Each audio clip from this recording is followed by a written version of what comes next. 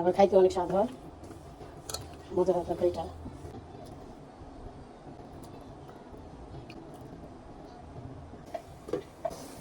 দেখো বন্ধুরা কত সুন্দর হয়েছে আমার তরকারিটা।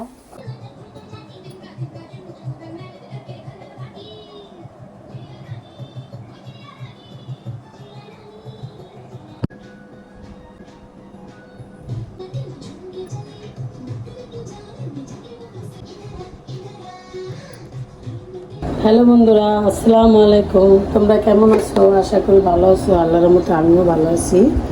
এই যে দেখো, আজকে আমি নদীর বাইলা মাছ চচ্চড়ি করবো আলু দিয়া। তোমরা দেখো, পুরো সিম্পলভাবে রান্না করবো। যারা না আছি, কষ্ট পাও রান্না করতে, তারাই সিম্পলভাবে রান্না করে খেয়ে দেখো কত ভালো হয়। সহজ রান্না। প্রথমে আমি আলু দিয়ে দেবো। আলু ধুয়ে রাখছিলাম, আবার একটু করে নিই।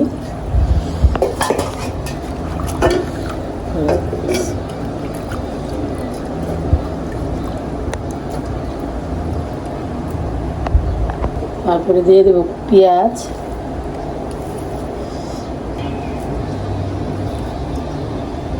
দিয়ে দেবো কাঁচামরিচ, দিয়ে দেবো আদা রসুন জিরা বাটা, দিয়ে দেবো একটু ধনিয়ার গুঁড়া, দিয়ে দেবো হলুদের গুঁড়া,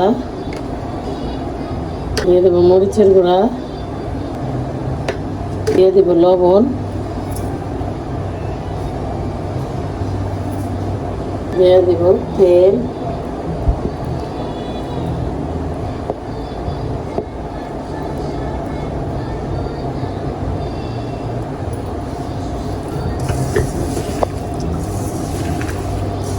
ভালো করে আলুটা মাখাই নিলাম।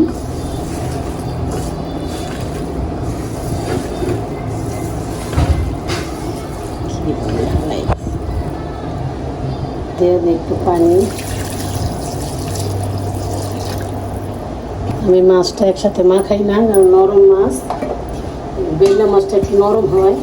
দিয়ে দিই মাছগুলো।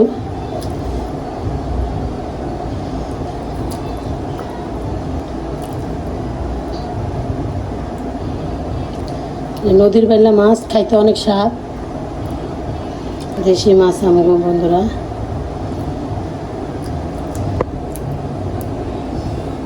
একটু ঢাকা দিই। চলে আসলাম বন্ধুরা, দেখো মোটামুটি একটু বড় এসে গেছে, কাটতে হবে। ঢাকা দিয়ে এখন বড় আসছে। চলে আসলাম বন্ধুরা, টমেটো দিয়ে দেখো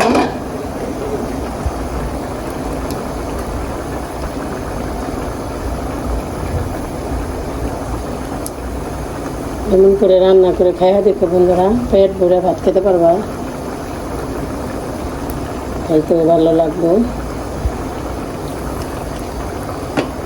ধনিয়া পাতা ছিল না, লাল লাল হয়ে গেছে, এগুলো দিন একটু পরে দিই।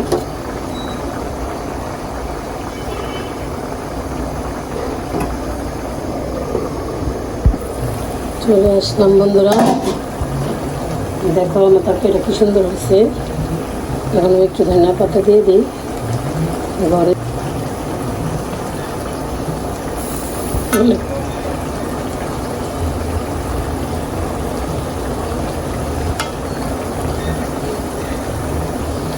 একটু ঢাকা দিয়ে ধনিয়া পাতাটা সিদ্ধ।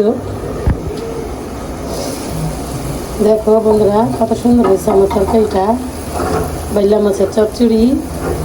এটা হলে আর মাংস লাগে না, পেট ভরে ভাত খাওয়া যায়।